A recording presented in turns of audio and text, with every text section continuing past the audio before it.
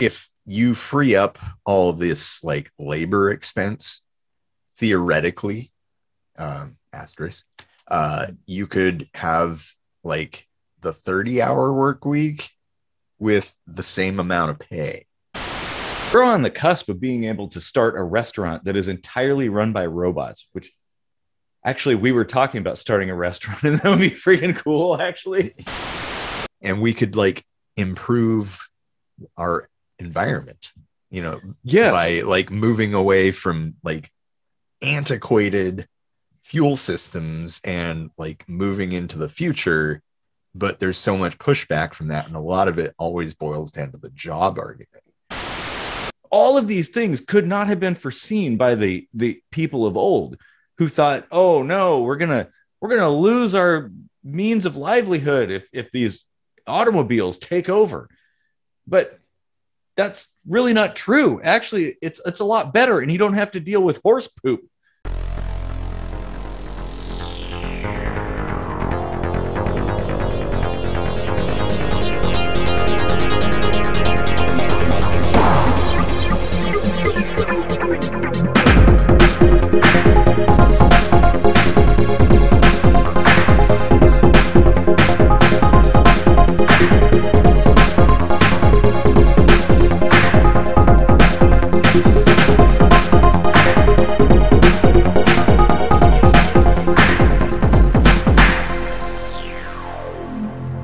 Hey, crack into a beer.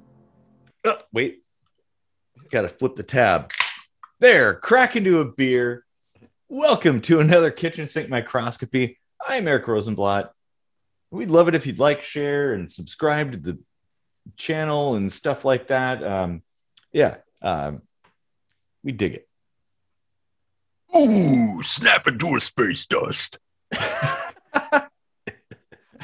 I'm Macho Man Casey Rochford, and we would love it if you'd hang around to the end of the episode, because we write our own music and we don't sound like Randy Savage.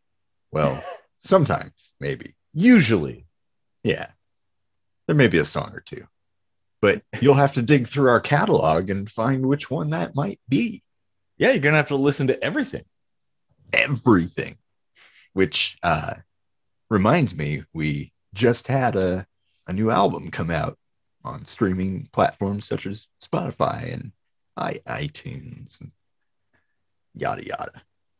So, anyway, what would you like to confabulate about on this fine evening? Well, this is something that's been kind of going for a while. Like, I've been thinking about this for a while, and it's a topic that comes up in conversation with my friends. I've had some discussions and debates about this. And I think it's getting more and more relevant as time goes on. So with machine learning, AI, and automation slowly changing the game, I guess, what do you think the future looks like? I don't know. Probably shitty. Well, I mean, really specifically when it comes to, well, I mean, I'm sure this is going to go into a whole bunch of different directions, but specifically as it relates to employment, right? Because more and more businesses are replacing employees with robots. I actually just watched a really excellent Tom Scott video where he was talking about this grocery store that uses this huge giant warehouse full of these cubic robots that like pick up things and move them from place to place and fulfill orders and stuff. And there's only like a few people watching what's going on and kind of maintaining things. But it got me thinking, like, I know a lot of people are really concerned about maybe the future of their own job, right? Like, if you work at a grocery store. So the thing about that is, like, all throughout time, technology has, eliminated jobs, but in that elimination, usually the increase in efficiency is boosting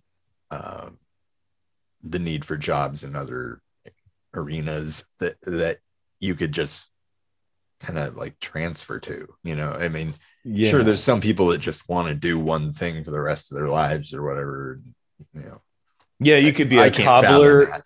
You could be a cobbler or watchmaker or something like, Yeah. Oh, well, my industry is going away, or a, buggy manufacturer or something, or I really like delivering newspapers. Yeah. Or shoeing horses or something, like, I mean, there's still shoeing horse jobs. That is true. And in fact, people who repair shoes and shoe horses and do watchmaking, they get paid way better than they used to back in the day, because it's such a niche skill now. Farrier. Yeah. Yeah, I mean, it's still a thing, but it isn't something that's like super common. Like, how many paper delivery people are there nowadays? Like, not many people get the paper. Like you'd mentioned before, that used to be a kind of a common thing you'd do in high school or whatever. Like, oh, I'm going to get a paper route. Well, if you got a paper route today, good luck with that.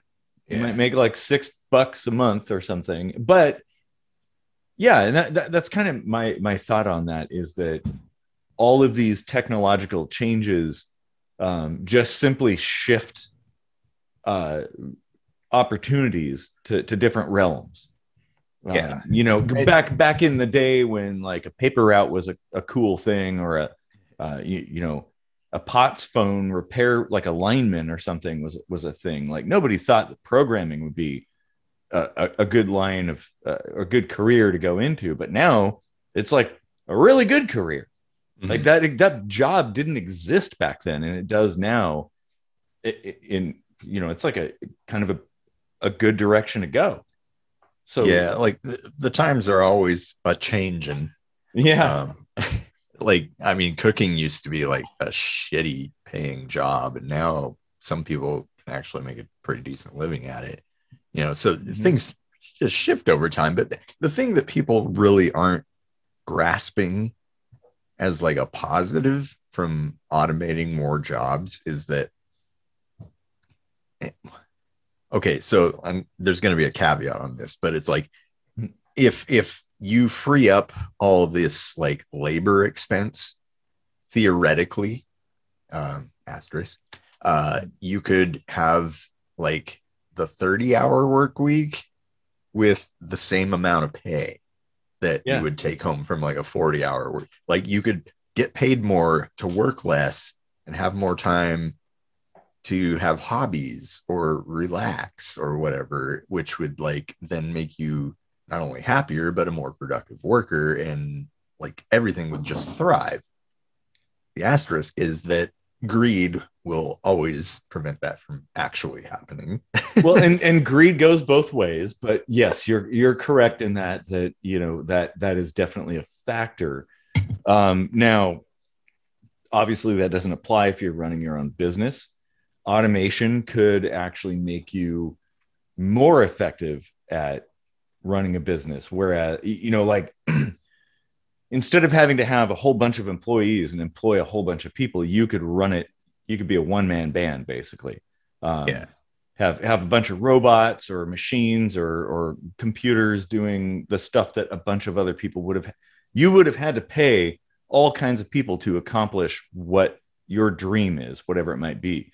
Even if it's cooking, actually, we're on the cusp of being able to start a restaurant that is entirely run by robots, which actually we were talking about starting a restaurant, and that would be freaking cool, actually. Yeah. Well, and I fully want to make a 28 to 30 hour work shift that pays as much as a full-time job would, because I think if places start doing that so that you can see like the positive effects, like there's that dude with the long hair in Seattle that slashed his, the CEO who slashed his own pay so he could boost the pay of his workers and stuff.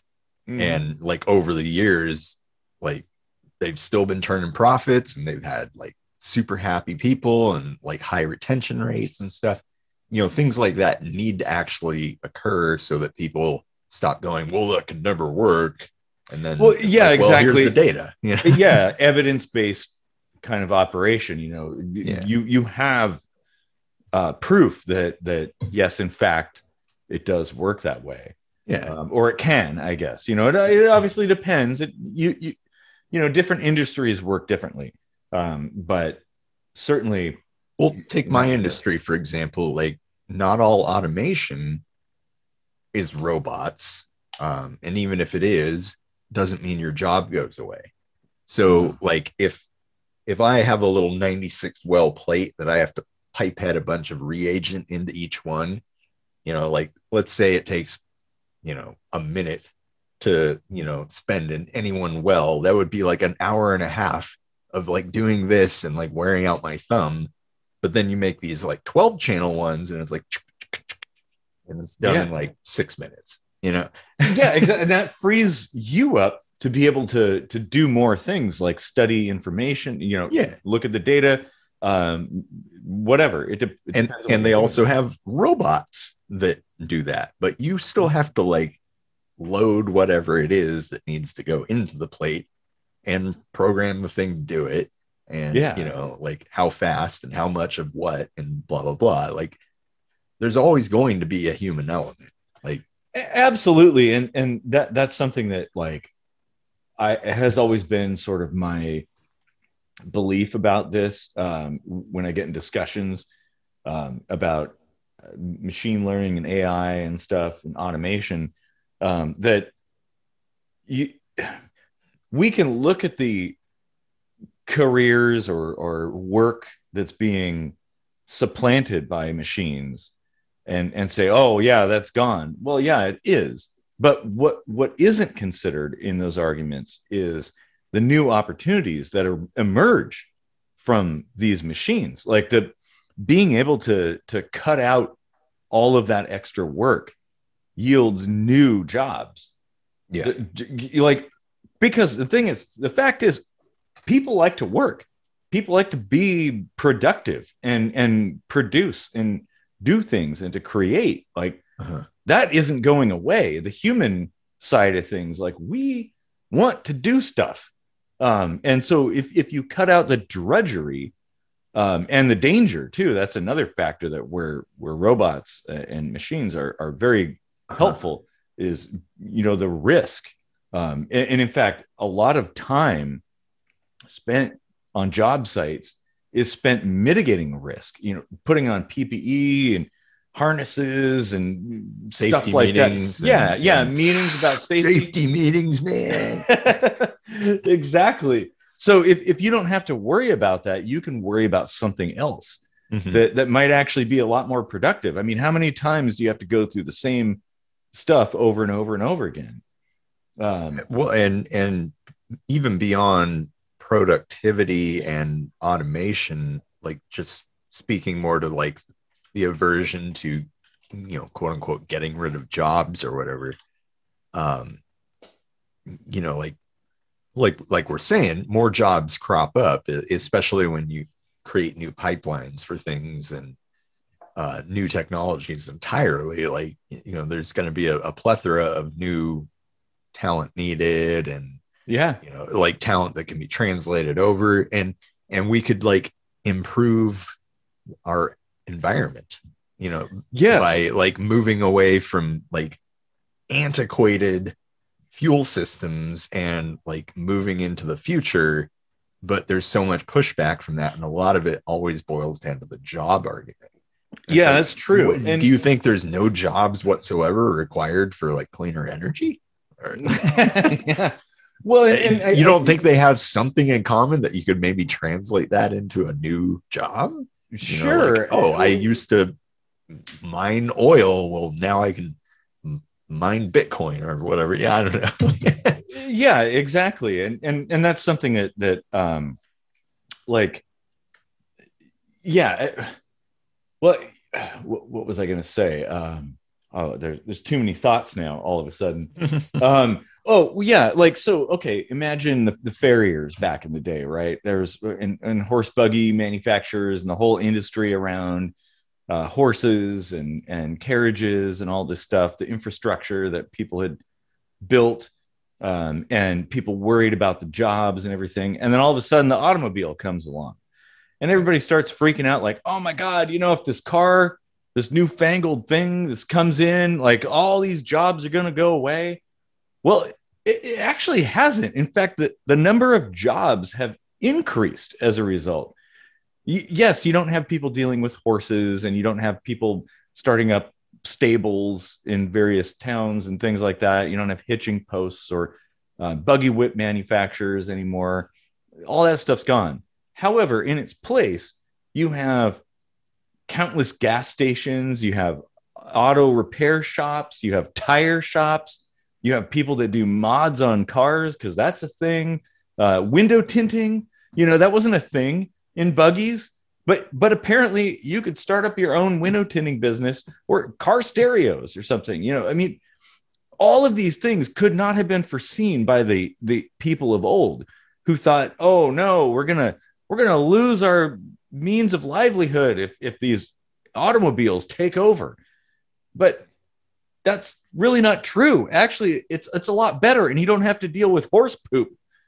Well, and the farriers that do still exist probably are able to charge more now. Mm-hmm.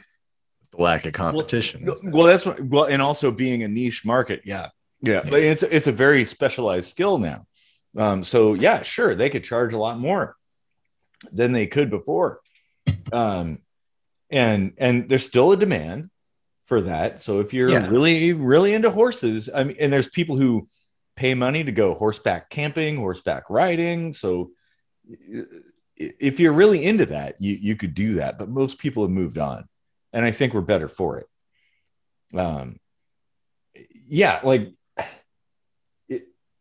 Like you said, the environment too, that's another thing.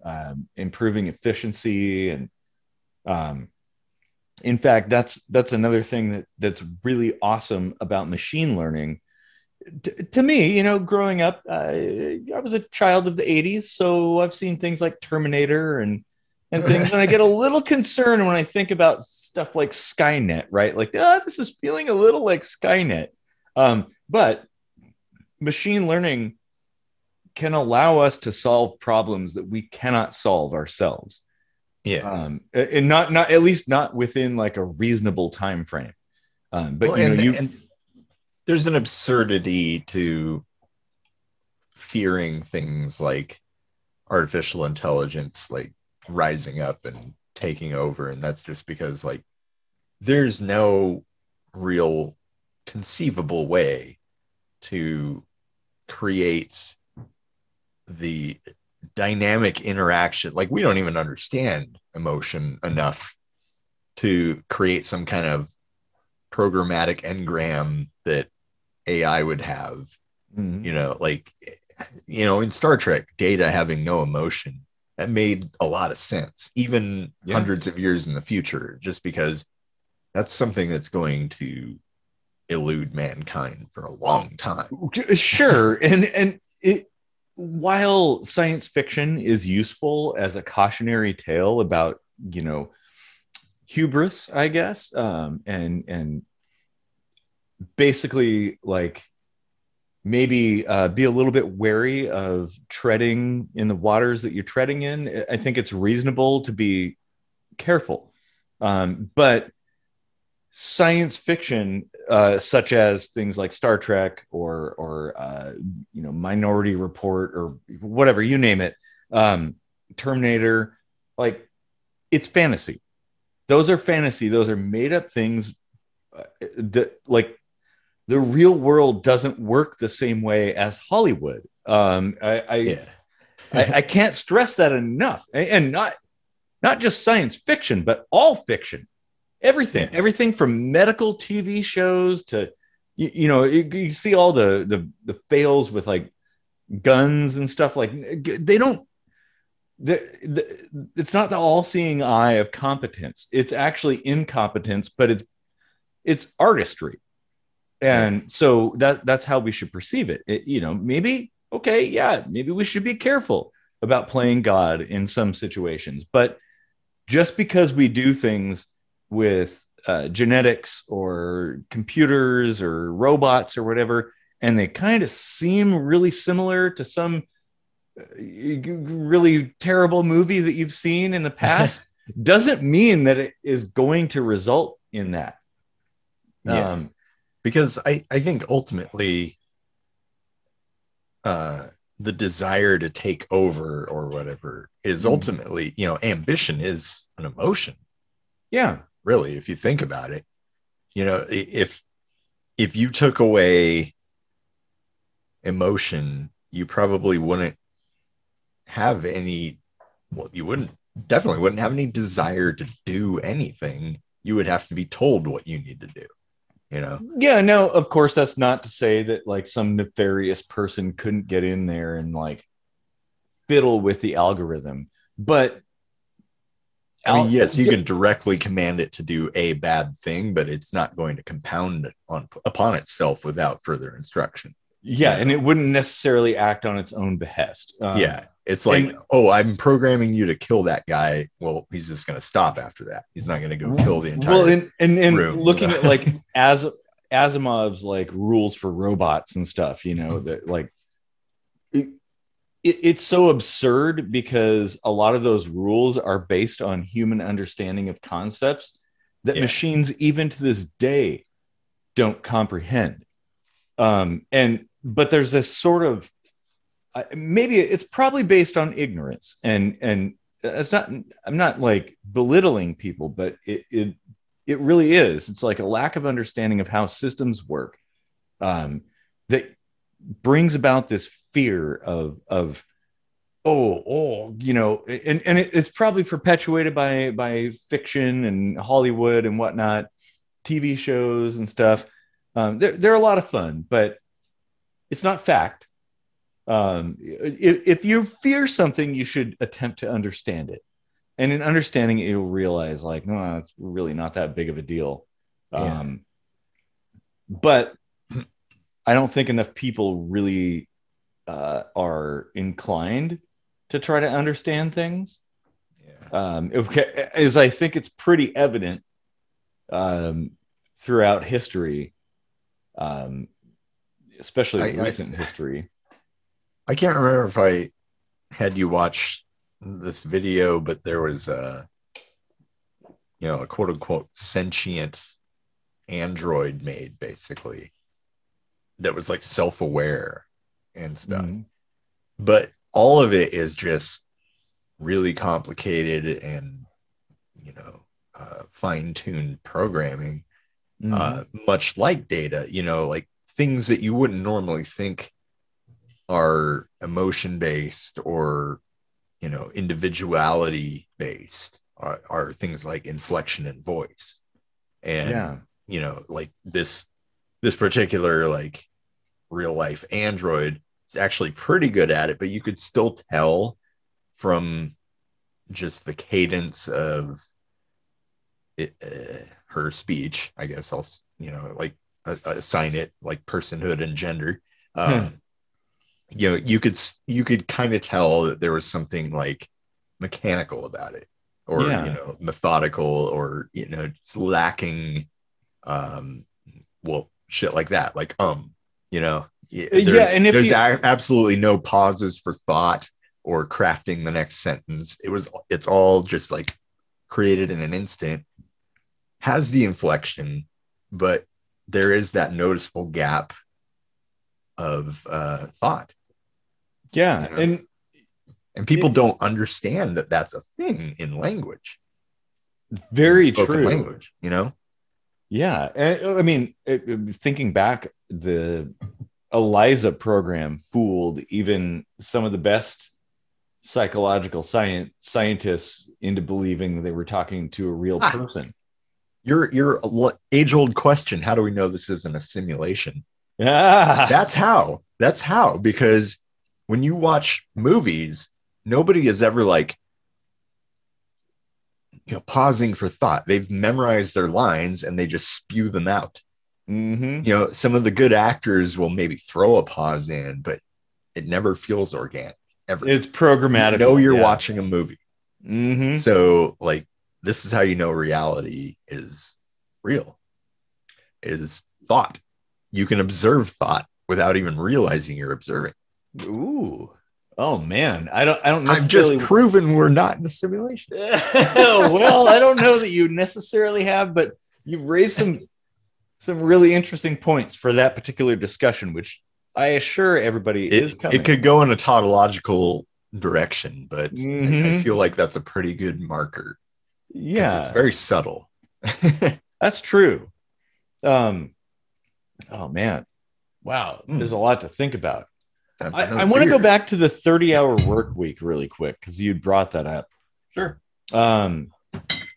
And I don't know necessarily that 30 hours is the right number. I don't know that there is a number. I kind of feel like just yeah, I know it's sort of just fewer than what we I mean, it could be fewer or more. I feel like this whole idea of hours as much as needed. Well, and that does depend on the circumstances, but the idea of hours equating to wages is kind of ridiculous. Exactly. Because you could sit around for hours and still not accomplish anything. What if you were just like I don't know, some kind of tech support and nobody called for hours? You get paid to just sit there waiting for somebody to call. Right. Dollars or whatever your currency versus. So that's where salary makes sense. Yeah. A lot of salary is abused. They're like, oh, this is a way we can not have overtime, but we can get 70-hour work weeks out of people, like my job in Memphis. Well, as long as you're overtime exempt in your field. That's how salary works, though. No. You have to get paid overtime if you're not overtime exempt, even if you're salary. But it's a whole different. I mean, at least in the U.S. Yeah, I've never seen a situation where salary wasn't exempt, but I suppose. Well, that's because most employers don't hire or they don't allow people to work in those fields unless they're exempt. Mm-hmm. It kind of only makes sense. It would probably have to be a union situation, I suppose. Like police, yeah, probably. But I guess let's throw that aside for a minute. Yeah. All of that stuff, and just think about it from an employer standpoint. Like, does it make sense to pay people by the hour when what you're wanting is for some sort of work to be done, right? Like tasks to be completed or whatever. Well, and that's what I was getting at is like this job that I just started is salaried. Mm-hmm. And it's actually just like, you just go home when you're done. Yeah. Yeah. It's like, I've never seen that before. It's like, whoa, I don't necessarily have to put in 40 hours if I'm efficient, Mm-hmm. Well, and that's what I had when I was a 1099 employee. There are benefits. Okay, so there are pros and cons there. Because in some cases it's nice to be able to, if you have to work more to get paid more. Right. But it really depends. It's kind of subjective. It's like, what do you want out of what is your time worth, I guess? It's usually a situation like if you have to work more and it's so infrequent that, whatever, you let it roll off your back. That's one thing. But if it's like, my job in Memphis where I was salary exempt and constantly working 7 days a week from the moment I woke up until the moment I went to bed with breaks for showers and meals, and that's about it. That needs to be reevaluated as far as like either we need to hire more people or we need to increase the compensation or whatever. That's where it gets abused, and well, yeah, and I think salary gets abused across the board. Yeah, like on all sides, like employers and employees abuse salary in that regard. True. I mean, but I would venture a very bold, strong, and assured guess that it's mostly abused by employers. I think a lot of people are I mean, have at least enough work ethic to at least be doing the bare minimum that's expected of them, and not Well, like, that's a calculable thing. So yeah, yes. yeah. But I don't know that translates into employers providing less than employees. I would say it's kind of in different ways on par. Um, but It's all very like, subjective. I it mean, really, and it does depend on your own experiences and it's your own needs. different. It's your own, Yeah. how you value yourself and your own time. Well, and yes, if you're an employee, value your time because life is finite. Yes. That's just my own piece of advice. Your free time, your creative time, your time to yourself is more valuable than a paycheck. Up to a point. Right. Okay, you got to pay the bills. There's obviously costs. Even if you don't use money, there are costs to being alive. So this is rare, but what do you think about? Well, it's rare in the US. What do you think about companies that pay you for your commute?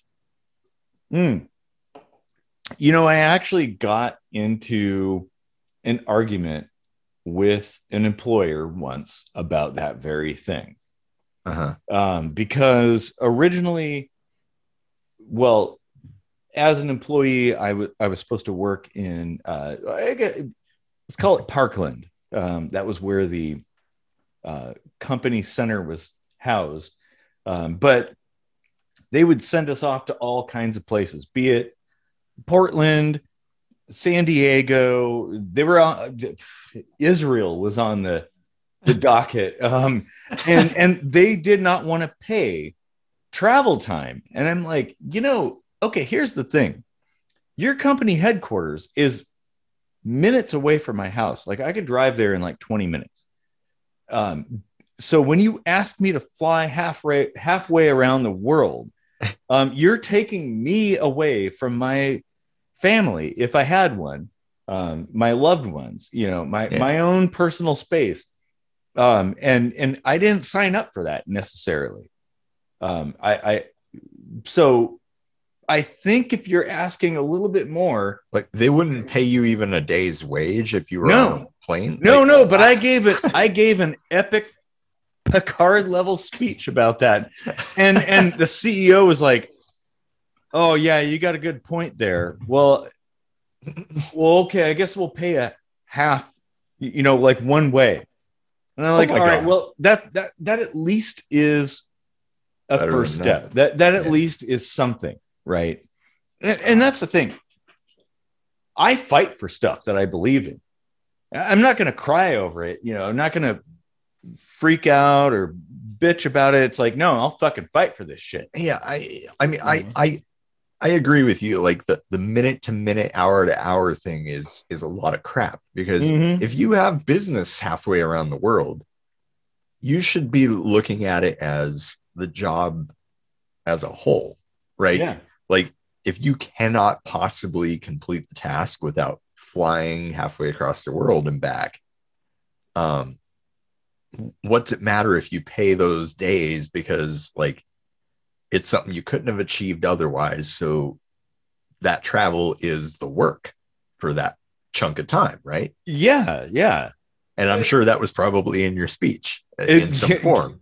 To some extent, yes. Like even though it's not like work or labor or whatever, like it is hard. It's not easy to travel. You could not. Okay, if we had teleporters, and I think teleporters came up in this conversation. Like if we had teleporters, we could just teleport to the location where we're going to do the work. Yeah, that's a moot point. It could take hours or days to get to where you need to get. Like, okay, there were times where I could fly there because I just had to have like a small bag with some tools, but there were other times where I had to drive a van halfway across the country because I needed tools and parts and stuff. You can't even fly coast to coast without it taking a whole day. Yeah. And very few one-way flights that would allow you any time to do any work, like exactly. Oh yeah. And I guess I'm really averse to the hourly wage thing because I don't think that even makes any sense for the employer or the employee. It doesn't make any sense. I would that's a prefer good point. task-based kinds of things, right? Like, because as an employer, you could say, all right, well, it costs this much to have this thing done. And as an employee, you could be like, hey, if I do this thing, I get this much. And if that's cool and kosher, you can agree to it and like, yeah, okay, whenever I have to do this thing, I'll do it and you pay me that. And I think that's a fair trade. Yeah. Even if it seems it may take a lot of time, and there's a certain satisfaction that you can derive from completing a task, even if it's for an employer. Just like having like, oh my god, I did the most epic thing today. Like that. That's kind of cool. I just thought of a really cool thing. Like if every job was salaried, like right down to burger flipping, right? Mm-hmm. And let's say you're working at McDonald's and your pay is based on, how much, like output, like how much, you contribute to the income of the store, right? And let's say there's a super slow day and it's like, maybe you could be like, okay, who wants to go home today and, like work on a hobby or work your second job or do some homework or whatever. And, like 3 people could raise their hand. Then the other person could be like, okay, so we've budgeted for those salaries.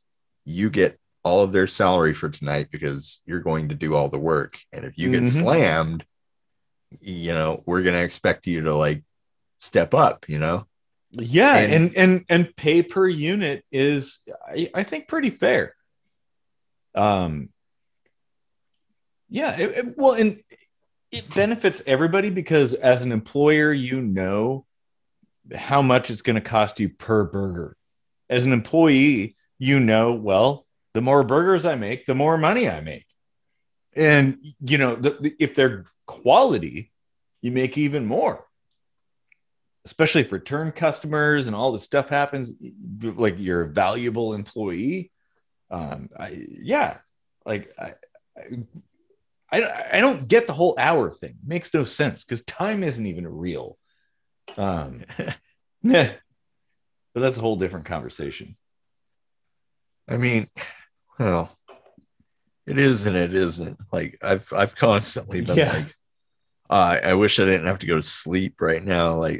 There's not enough hours in the day to do everything I want to do and make the money I need to survive. Like, it's irritating and that's why I come down to like, the way we parse things out for the most part is hourly. Like even when you're a salary, you tend to break it down to hourly to like, compare like how you're doing against the market or whatever, and which I think might almost be a detriment, like shooting yourself in the foot to some extent. It's just dividing, like it's reducing a fraction. Like you're looking at the exact same number. It's just 2 different ways of looking at it. It's true. That's not changing, like whether you look at your yearly salary or your hourly rate, they're both fixed points in time.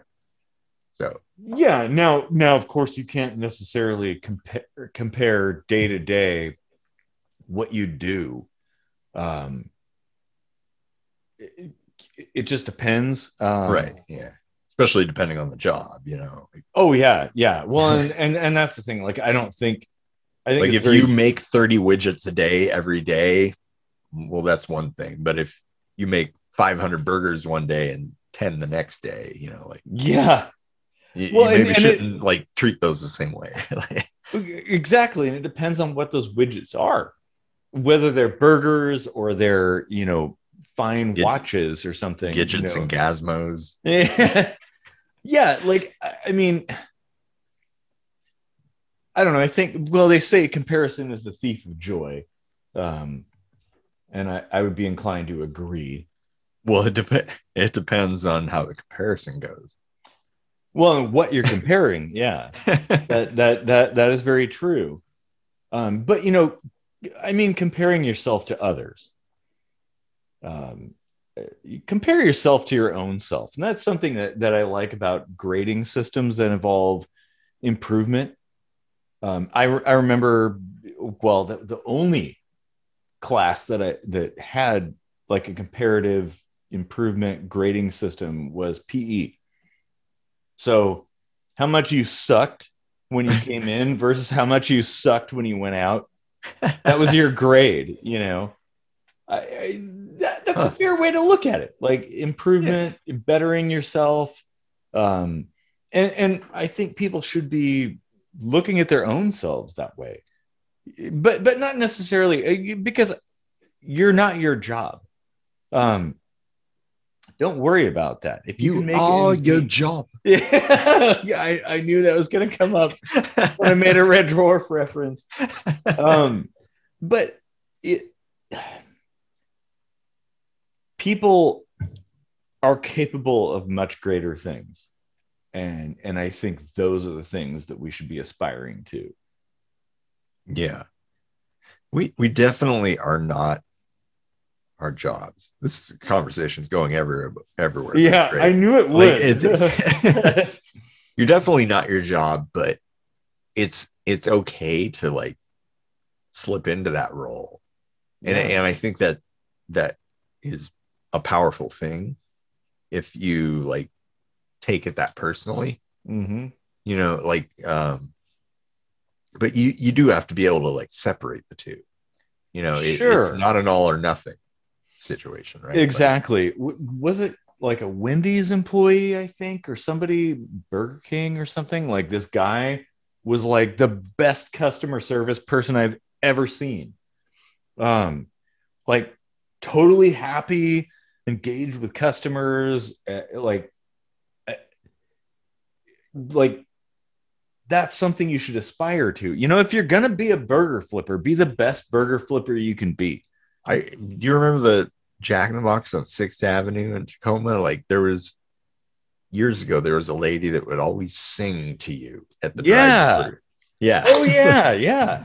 And like sometimes that like rubbed me the wrong way, but like looking back on it, it's like, like you're really like adding your own flair to something, and some people probably really like got perked up by that. So exactly, and I'm sure it changed people's lives in some way. Mm-hmm.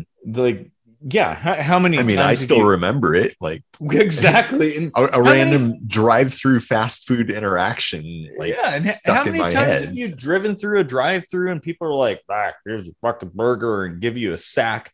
Yeah, like, what do you want? I ain't gonna listen. I'm just gonna give you whatever. But yeah. So if you can like add a bit of flair and stuff. Well, not the Office Space flair. Let's avoid that. Good movie, by the way, and actually that ties in nicely with this. Yeah, I mean the way we think about work really needs an overhaul. As a society. Well, it does, and yes, we have to pay something, whether it be our own time. You could go off grid, right, and live on a homestead somewhere, and you're still going to have to work. Exactly. Yeah. No matter what, life boils down to you are working to pay bills. Yeah. Whether they be money or whatever, like you have to do things to survive. Exactly. That is a common human trait. And I would say it's probably animalistic trait. Like, I think it goes beyond just humans. Yeah. We're actually still hunters and gatherers. Mm-hmm. We're hunting for jobs to gather money to buy food. Sure. And technology, technology has certainly changed things a little bit, but yeah, you're right. Like the same forces still apply. It's important, I think, for people to realize the acquisition of things and money is a fruitless endeavor. It can be useful, but that should not be the sole uh, target, I guess. I And if it is, you're going to be very sad for your entire life. sometimes I try to envision a society that never developed economy. Well, I think economies are always a thing. They will all, like, whether you're going to have like paper money or Bitcoin or whatever, there's always going to be some kind of exchange, because it comes back to the barter system. Like, if I am a sheep farmer and you're a corn grower, right? And I hate corn, or maybe I'm allergic to it. I don't need your corn, but you might want my sheep. So what are you going to give me in exchange for that, so that I can like? But that's the thing. Like, something. If I don't need that, or I don't want that, whatever. But we've built a psychology, like a deeply ingrained psychology, like that. That is exactly what I was saying. Like that, yeah. Money should be seen. We need to understand that it's just a medium of exchange. That's all it is. It's a store of your work that you can trade with other people who do work, whatever it is. And we all agree. Now, it's important that there are some bills you can't pay with sheep, because the state, right? So money is a thing. That's why money is a thing, because the state says you can't pay property taxes in sheep. You have to pay it in US dollars. But as a thought experiment, like, if you go all the way down to just an interaction between two people, how many times have you done something for somebody and not received anything immediately in exchange for that thing, right? Pretty often, yeah. Yeah. And I think a lot of people, if they really think about it, on varying degrees, do that. Yeah.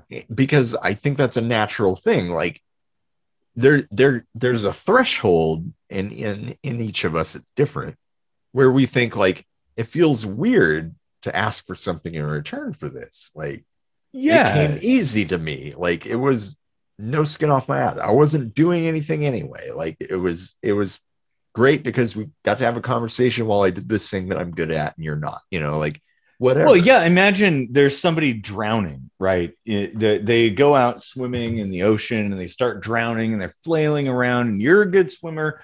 So you go out there. $20, bro. Yeah, exactly. Like, hey, I rescued you. Hey, pony up, man. Like, yeah. I mean, yeah, it's kind of a shitty way to do business, I guess. Yeah. And I feel like we're not far from that. Like, as far as extremes go, like, we're closer to that than we are to like, hey, whatever, No, but I feel like some of that is learned traits. Like, we've been, like you said, kind of conditioned to believe that that's what you have to strive for, for money. And it doesn't help matters that the media is complicit, that you like magazines and TV shows and all this stuff showing you all these beautiful people with, ballers with like a bunch of fast cars and big houses and all this stuff. And it's like, hey, if you don't have this stuff, you're nothing. Like, you know what? There are homeless people that have more than the most rich person on the planet. And here's the thing. If there were no money, no economy whatsoever, and you wanted those things bad enough, you could still have them. If you wanted a fast car, you just teach yourself how to build one. Build a car. Exactly. Now, economies emerge on their own, whether it be state sanctioned or not. Like, people figure out ways of exchanging goods and services amongst each other. But it shouldn't be what's the word I'm looking for? Fuck, too much beer. It shouldn't be like expected, I guess. Exactly. Well, that's my point about, like, we're being conditioned. Yeah. To believe I get things. Supply and demand. It's like, there's only one of these left in existence. Like, I need like some kind of compensation for letting go of this because like it's valuable to me. Yeah. That does make sense, like to a point, right? Yeah. But everything having supply and demand like applied to it doesn't necessarily make sense in every situation. And there are some situations that supply and demand does make sense and we don't apply it whatsoever, like labor. Well, we do. That's exactly how wages are settled on. Yes and no. Well, I mean, well, I mean, the last time I looked at job listings, they gave a range Some of do. wages. But then again, it's always in US dollars. They don't say, well, I'm going to pay you in Dogecoin or anything. No one ever says that. It's all US dollars. And that's kind of the problem, I guess, is that particular system that's manipulated by the state is the only system you can use. Here's why supply and demand doesn't apply to labor. In the pandemic, we saw temporary wage raises for critical or like essential workers, right? Which were pretty much all across the board, like at or near minimum wage, which a lot of people don't even consider livable wage. Yeah. With plenty of data to back that up. And it's like, if the demand for those jobs is so high, the supply of money for those jobs does not meet that demand. No, and it's a lot more complicated than just supply and demand. But then again, why is there a labor shortage now? Exactly. It's the supply and demand problem. Well, but like I was going to do a whole minute by crossway on this, but supply and demand is exactly why. Oh man, it's complex. Like it is. I'm working on a minute microscopy that explains this, and I'm too drunk to talk about it now, but it is coming soon. Mm-hmm.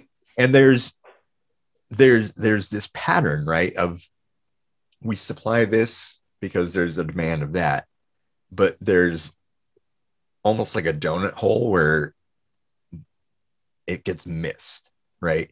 Mm-hmm. And that's why we end up with these like devalued jobs that, like, when terror strikes, we realize how much we actually depend on them, and we've valued them. People that clean the sewers, when the sewer backs up and starts like belching out of your toilet. Yeah, I mean, for the most part, the jobs that pay the most tend to be the things that you need the least. Maybe you want the most. Well, yeah. And one of the issues, I think, with this whole system is that we have an artificial currency. We don't have a natural natural currency at all. And we don't have a predator. Well, that shows what you know. Well, the aliens, man, the aliens. Where's my tinfoil hat? Because we have basically, I think, surpassed the I don't know, like the singularity of evolution. Like, I think we've become such an apex predator that nothing can touch us. Well, we've developed nukes. Now, that doesn't explain wage supply and demand necessarily. Well, I mean, I feel like on a certain level it does. And again, too much beer. But I totally get where you're coming from. But a lot of the issues come from state-issued currency being the coin of the realm, the only thing that's accepted for certain things. And this is where El Salvador accepting Bitcoin as payment for like state-based stuff is such a game changer. But it's always based, here's your comparison thief of choice shit. It's always based on something else. Well, it's always in comparison to something else.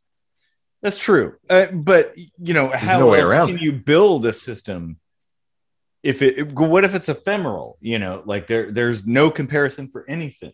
Well, You do have to have some sort yes. of Yes, you do need that subjective, this is what it's worth to me.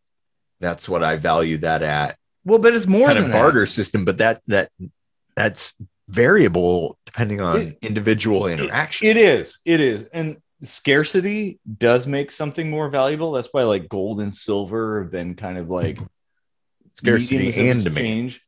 Well, yeah, exactly. Like there could be one But- of like but- something that nobody wants, and it's not going to be very valuable. That's true. That is very true. And things have changed over the time. There have been One times Olivia where- Newton-John album left, and yeah. Well, but there have been times where like shells have been money. Mhm. Small stones, or maybe it's meteorites, or who Sally knows? sells seashells by the seashore. Mhm. But when you're beholden to a state system that demands penance for things like property taxes only in their money, well, that kind of makes their money the only thing.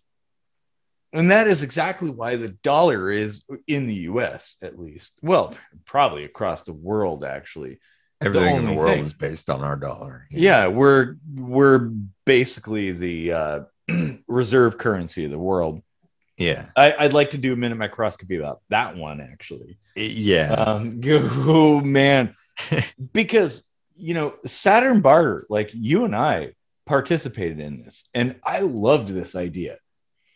They're still around, surprisingly. They are, but something. Well, yeah, exactly. And the reasons that surprise me are different than the reasons that would surprise other people. But the fact that like they have kind of a credit system, and you still have to pay income tax on that credit system.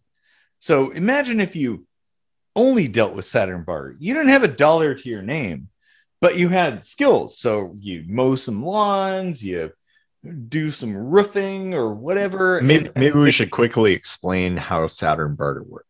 Oh yeah, if go ahead if you want to. Yeah. So when we owned a business fixing printers and computers and such, we were approached by a company called Saturn Barter that said, we create an account for you and you explain what you have to offer and set kind of like a virtual value on that. Yeah. And we match that virtual value with what other people have to offer. So if they need a printer fix and they offer dry cleaning, you could be like, well, I need this tux dry cleaned. It's going to be this much printer repair. They would basically create kind of a currency system based on supply and demand. Yeah. And take a chunk of that somehow. And there were dollars involved that translated I think they to took that. the chunk when you exchanged things. Yeah. But the fact that Trapper's Sushi was part of the Saturn barter system, like, was one of the selling points to me. Oh, man, I love sushi. But some people don't. I don't. Yeah, like, and that's exactly where money comes in. Like some uniform medium of exchange. Yeah, Saturn barter it's a really good idea, but and they're still around, so they did something right. You probably paid off some politicians, I'm gonna guess. But the fact that you have to pay income tax on exchanges. So if you have a service, right, this is okay. I'm gonna. All you're ever doing is exchanging, though. Well, that's true, but I feel like I'm gonna get a bit go off on a tangent here. But if you're doing some work for somebody, right, whether it be a company or a client or something, if you're mowing lawns for somebody, or doing genetic research for somebody. You agree to some sort of exchange. Hey, I'm going to do this, and you're going to give me that. But then the state comes in and they're like, hey, if you do this thing, we get a cut of that. And hey, by the way, the only way that you can pay your official bills is through the stuff that only we control. So that kind of limits your exchange down to the medium of exchange that is accepted by the state. In the US is dollars.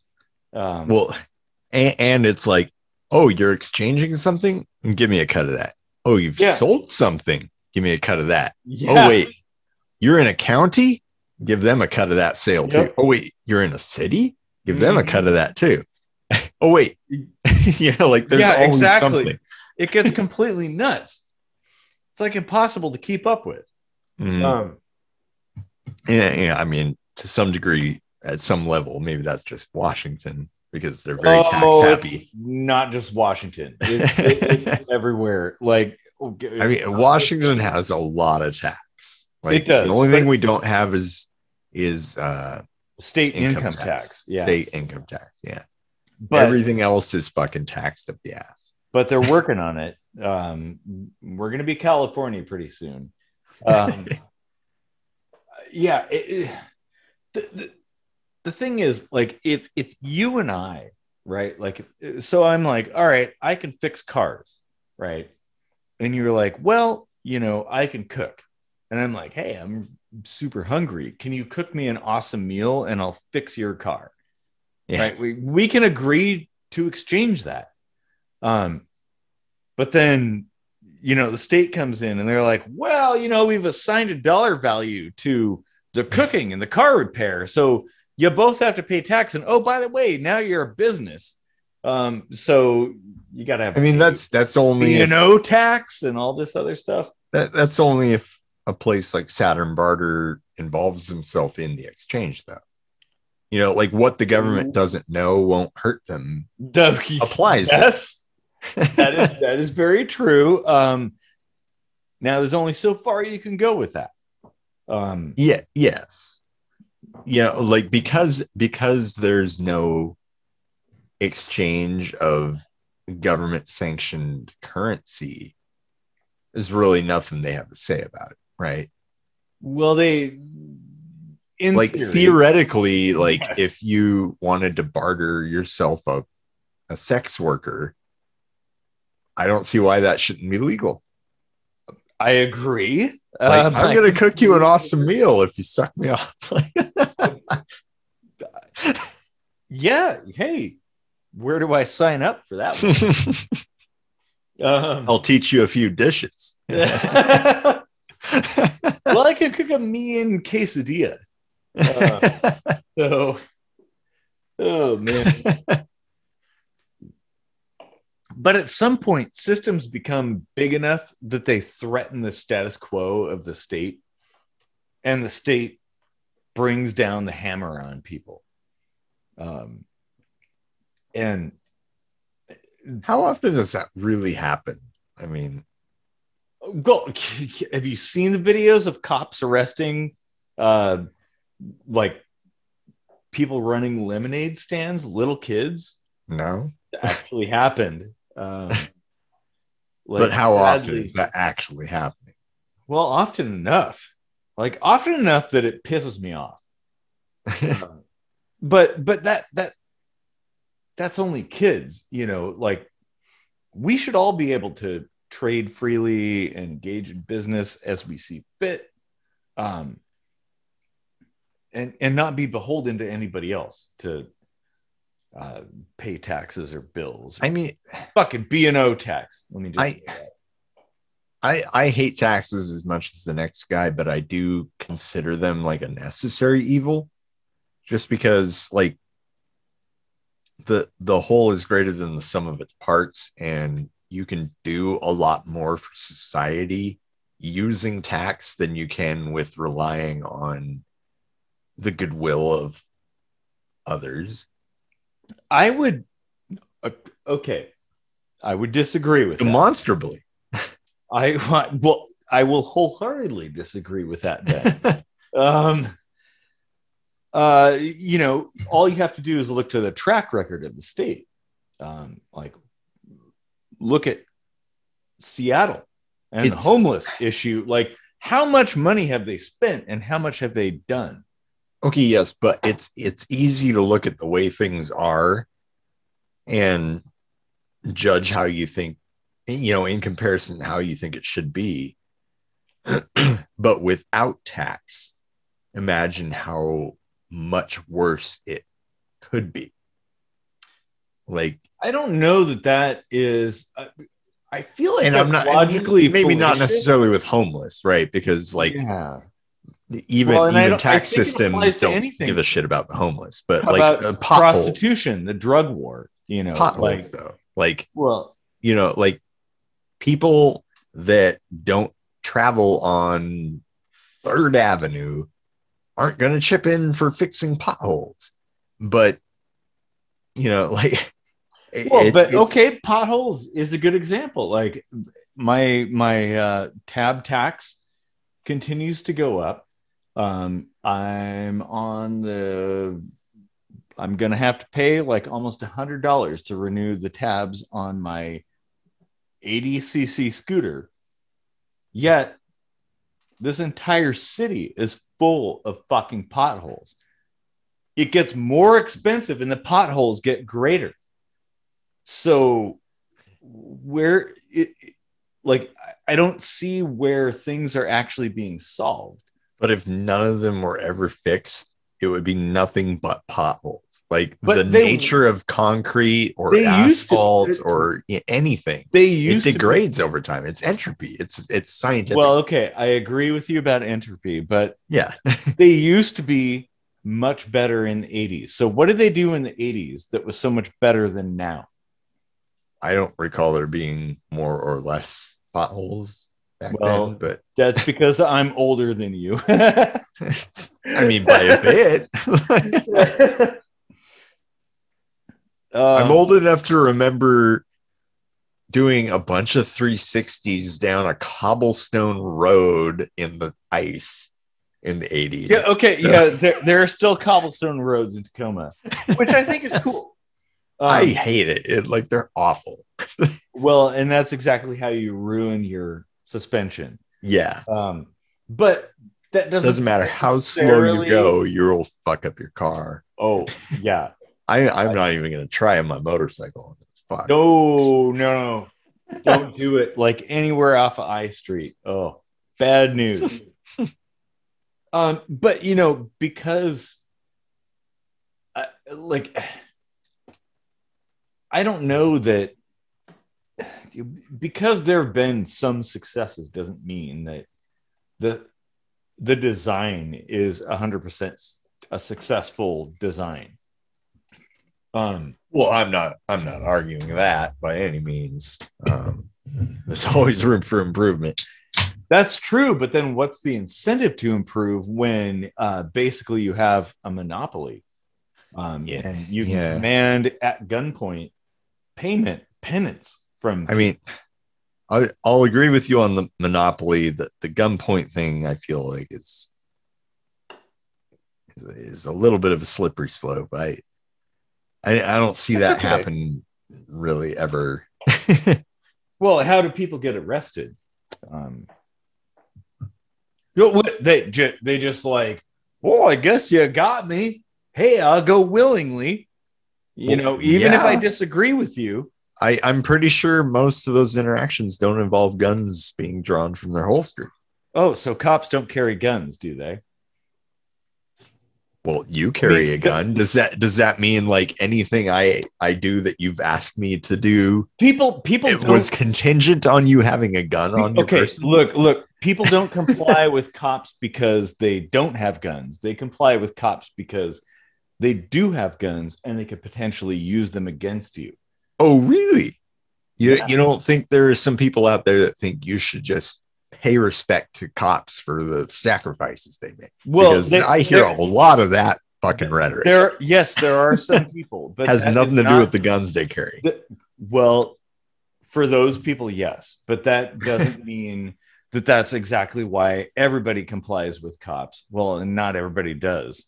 Well, yeah. There's certainly a lot of exceptions to that. And not implying, not complying with officers does not mean you deserve to die. Just gonna throw that out there. No, I absolutely agree. Like look.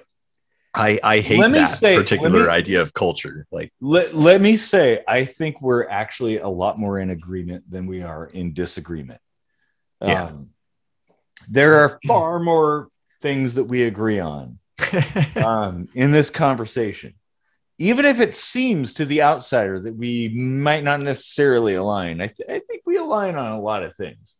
Well, we hold the sanctity of human life above things like money and guns. Mm-hmm. And but when it gets into the details, we get a little different. Well, that's true. But yes, I believe that the law is irrelevant, and the law should not be enforced at gunpoint for any reason. But that's just me. Yeah. And in a similar fashion, I feel like the law shouldn't be excluding protection of life. Yeah. Be it housing or food or health, like if it's going to protect certain things, why not protect all of them? Like, I don't know. I agree. No, so I totally agree. Like, as long as you're not forcefully taking something from somebody, someone abandoned, right? Like, who cares? Yeah. I'm all for that. I just don't like the idea of arbitrary enforcement at gunpoint, and it is. And clearly, this is going to have to be another conversation we're going to have. Here's the thing, though: a society does not exist without help. Whether you need it or you have to give it, that's not a zero-sum game. Mm-hmm. Like, you might be a guy that just happens to like have to give his all and nobody ever gives anything to you, but more than likely that's never going to be the 100% extreme, right? Like, everyone has a little bit of give and take to help their fellow humans, and not every time, right? Like, you don't give change to every panhandler you see. Sometimes you're like, okay, you know what? I've got some change. They look really hungry. Here you go. And it's like, you're not obliged to do that. You're not rewarded. You're not punished for not doing it. It's just a thing. And that may change their entire life. And it could. And it's because of the fact that no human can survive as long as we expect humans to survive without other humans. That's true. Now, of course, we did not survive that long. That, like, fairly recently in the past. It's only recently that we lived to the ripe old age that we do today. It's only recently that I could live to 40 something years old. I think it's in the rare instance that I'm going to be optimistic, I think it's an increase in empathy. It could that's gotten us to this stage. Well, and I would say technological evolution as well. But what is the driving force behind that evolution? It's greed. The better humanity. It's greed. Well, in some cases. So I mean, so there's the driving force, and then there's the actual impact, right? Mm-hmm. Like, whatever the driving force may be, if its impact is like 100-fold greater, whatever. I agree. Yeah. I mean, like, that's an ends justify the means sort of argument, but so be it. Like, if 1,000 people benefit from the greed of one, fuck it. I am in entire agreement on that. Yeah. Like, But if the it's greed some of one selfish like reason. oppresses 1,000 people, you can bet your ass I'm going to be against that. Like Exactly. Yeah. Yeah.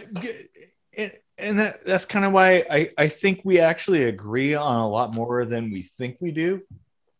This is like the best episode ever. This is really good. Oh man. Wow. And there's gonna be I can't wait. There's gonna be so many people like yelling in the comment section. Like, you gotta hate each other. Like, no, like, we kind of want the same thing. Uh, oh man. Oh, Somewhere there is a philosophy that can, I don't know, like unify the extremes. mm-hmm. Maybe that's optimistic too, but I don't think it is. I think that's entirely possible. In fact, I think that a lot of people that feel very at odds with each other really believe the same thing deep down. yeah. They just don't realize it. But Well, that's the whole thing, is like having conversations and realizing like, wow, we want the same thing.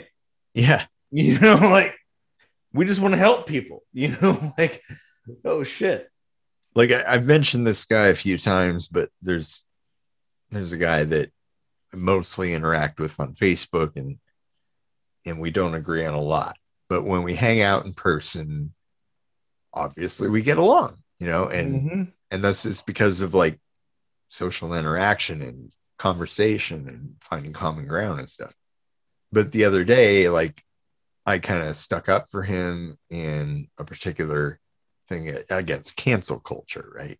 And he messaged me. He was like, wow, did we just agree on something? I was like, I think you would find we would agree on quite a bit if we just had more, interaction in person, because most people just gravitate towards finding common ground. And Yeah. if you look for it hard enough, you're going to find it. Like, oh yeah. Like the things we need to survive are pretty universal. Yeah. And it drives everything we do. You can boil pretty much everything down to just wanting to survive. Yeah. Well, and if you have more helping other people, lifting them up, that's kind of my thing. Like I've made a lot of mistakes and learned some stuff, and I want to share that with people. Like, hey, like, let me show you something. So you don't do the stupid ass shit that I did before. Oh yeah. Yeah. Like I think we've mentioned before, I'm like a huge charity person. To my detriment, I donate to charities constantly. Well, what is advice if not telling other people how not to fuck up? Yeah. And as the recipient of said advice, I think it's important to not be to not take it the wrong way. Like, don't maybe there's some, like, it may not align to your exact situation. Yeah, but try to take it in stride and adapt it. Well, and I'm of the mind. I mean, I know this is a minority opinion, but I'm of the mind that most people are good, and they have good intentions, and I think that's kind of where things come from. Well, no one thinks they're Skeletor. No one's like, "Ooh, I love being evil." Yeah, nobody wakes up and is like, how am I going to take over the world today? That well, okay, maybe some people do. But those people are very rare. Yeah, they don't exist long. Man, oh shit, this is like a really good conversation. Wow. Oh man. Yeah. What did we start talking about? Automation and robots and Oh, machine learning and stuff. Yeah.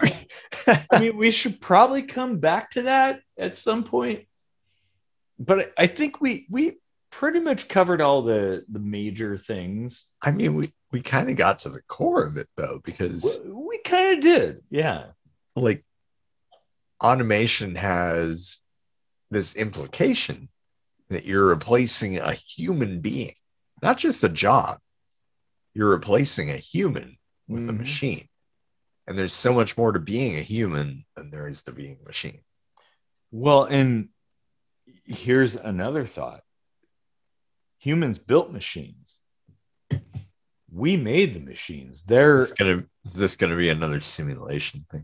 Well, no, I mean it's kind of like a playing God thing. Like, Yeah. these are our children. This is our progeny. This is what we built. Well, what if that's all God is like, Yeah, like life forms that create better life forms, more efficient life forms, more empathetic life forms. Whatever it is that needs to be refined. The thing that's like more complex and more, like in tune with the universe, man. Cobra Man. That's a really good point. Yeah. Huh. Like it's not outside the realm of possibility that we are just concoctions of some other greater consciousness, that We could be, and maybe we're like in an ant farm. well, that is very possible, and it's entirely possible too that we're an accident. That Earth, and that doesn't mean like it's an all omnipotent being. It could be an entire species of things. Yeah, it is entirely possible, and I would posit the idea that I am God. Right? Like, prove me wrong. Well, I would say prove me wrong. Prove that I am not God. Relative to certain things, you may very well be. Sure. It's entirely possible. But how would you know unless you explore? To all of your like 64 girlfriends, you might be God, like. Yeah.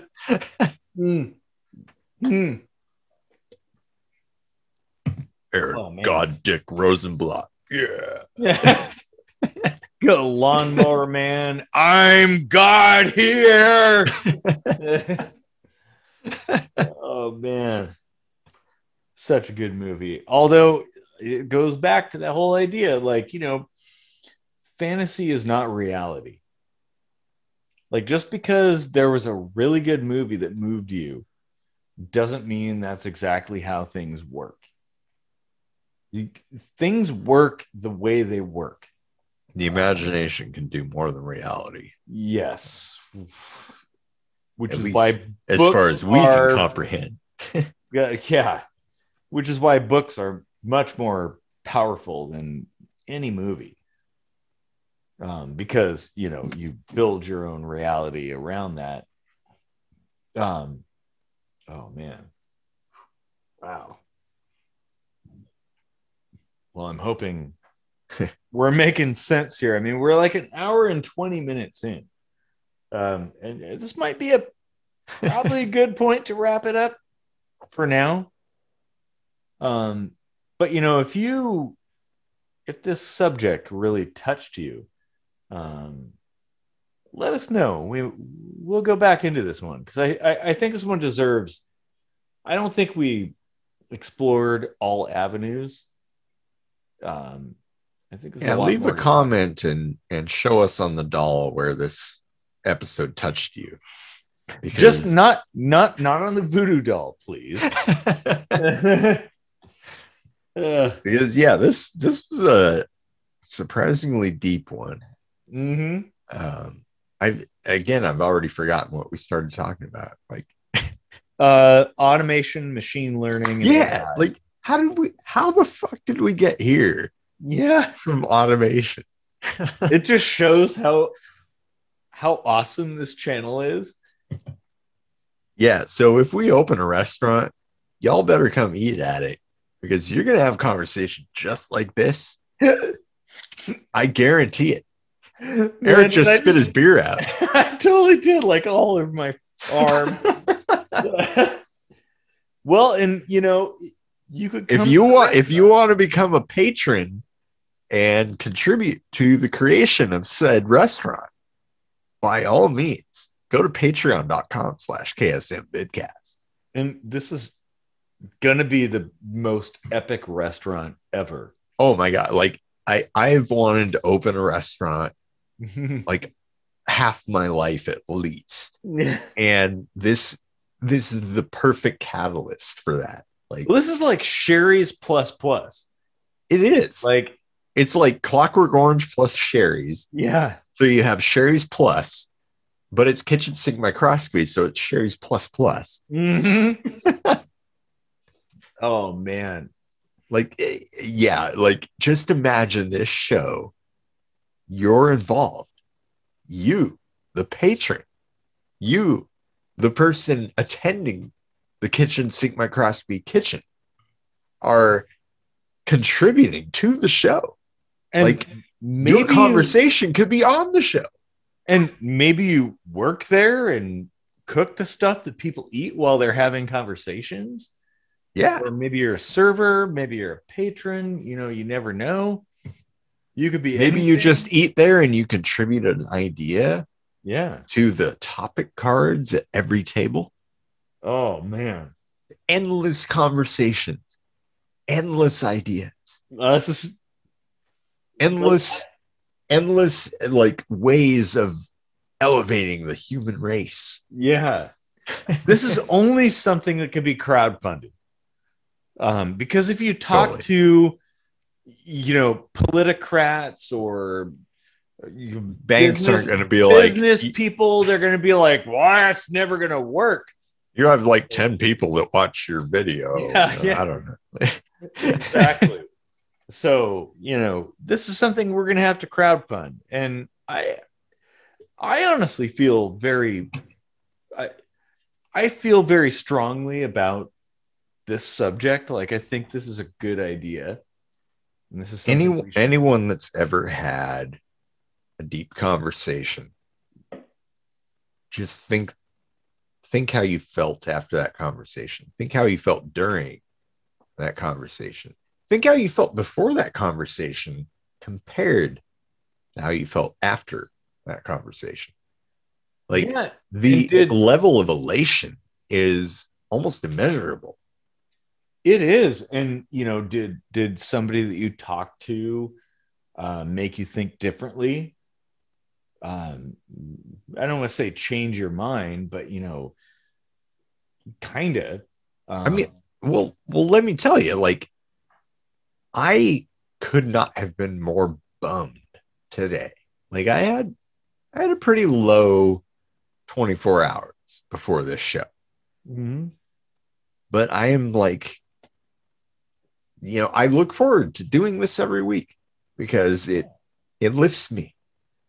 It takes you out of the real world for a second to examine the real world from outside.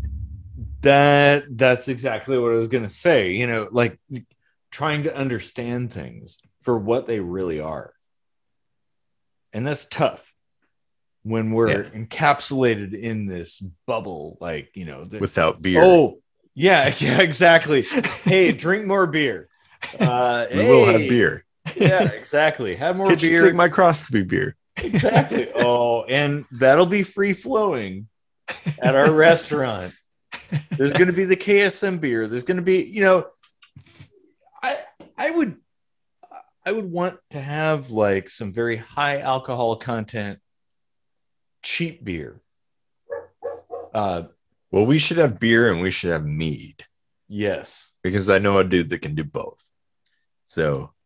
Yeah. And, craft beers, like we showcase them. There's like live music, all kinds of stuff like that. That's the plan. Yep. if you want to contribute to the show, that's the way to do it. Mm-hmm. If you want to actually be part of it, that's how you can do it. Yeah, and if you don't have the resources, so be it. As Tell long other as you people. have conversations. Yeah, share conversations, talk with people, spread the word. Like all I care about is, well, okay. I care about having my catamaran. But beyond that, like I want to change the world. I want to make people think differently, converse differently, see the world differently. Yeah. Seriously. Yeah. Take a minute. If you only ever say something on Facebook once a month or once a year, why don't you just say, hey, check this out.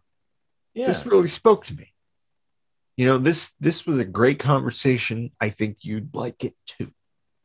And if everyone just did that, if everyone that felt something from this did that, it would build a following and it would build a movement from there. And that, okay, let's include a caveat, like no cults. This is not a cult. I do not want a cult to form around us. Like we are there's no end game in this. Like we are no gods. It's just enlightenment. Yeah.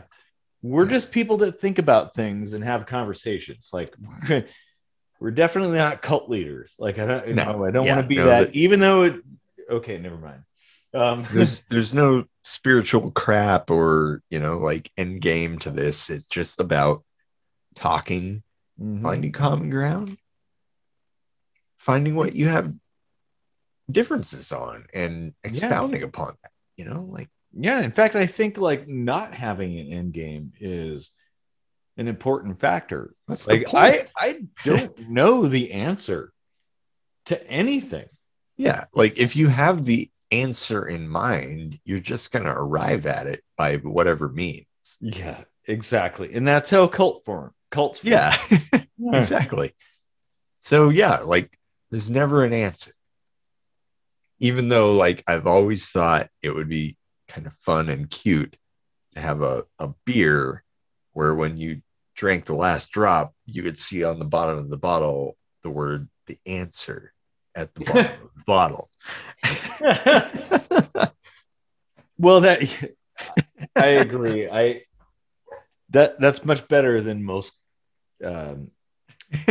cult solutions, I think. Oh man. And if you're some kind of Mormon or whatever, please come on the show and tell us about Mormonism. We haven't done a religion show in a long time. Yeah, it's been a while. Yeah. Man. Oh. And by now you should see that we're not gonna fucking make fun of you and like belittle you. We're just gonna ask questions. We're gonna challenge you, but we're not gonna be like disrespectful, No, like I just want to understand things. We want to be challenged too. So yeah, because it's possible we could change our minds. Yeah. About things. I mean, a little. Joseph Smith could be right. That's aliens, I mean, who knows? Yeah. Yeah. That should be a soundbite.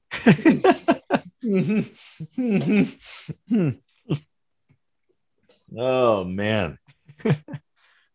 Well, I think this is we've gone on an hour and a half. I think that's probably enough. Yes, I know. A little bit of beer. We talked about Mormonism and we're drinking beer, so we're already sinners in that regard. But the thing is, like, terrible Mormons. yeah. I'm open to talking to people who are Mormons. Like, why is alcohol bad? Or coffee. How does that make sense? How is coffee bad? Yeah. Holy shit! Yeah, or Pepsi. All I wanted was a Pepsi, and she wouldn't give it to me. I'm not crazy. You're the one crazy. Oh man. Well, let's hope the Mormons are still with us now. Institutionalized. Oh man. Yeah. Some suicidal tendencies for the deep sink divers that are punk / metal inclined. Oh man. Well, I think that's a pretty good point to end on, I think. Yeah, it's time to shut up. And down in the comments section, have a civil conversation with your fellow humans. Remember, they're all people. Or a civil shepherd conversation. Yeah. Well, whatever your poison. That's enough beer for me. Yeah. I think I've had enough. As well. Hey, thanks for deep sink diving with us into automation and currency and how to be a good human. Machine learning and AI and kitchen sink microscopy kitchens and religion. Yeah, our kitchen, our restaurant idea. That'll happen. It will happen. It will happen. Damn it, yes. Man, so yeah. Make it so. Engage. Oh man. Well, okay, I think that's that's a good point to end on. So have a good night, everybody. Yeehaw.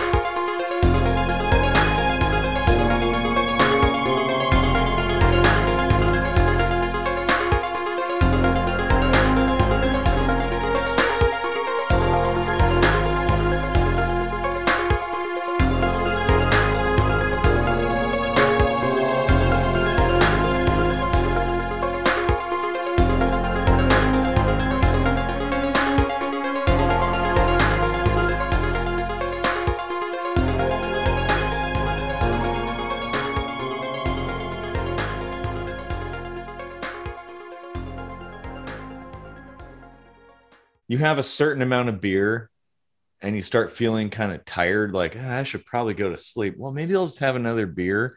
And then pretty soon the sun's coming up and you're like, 10 beers in, like, fuck,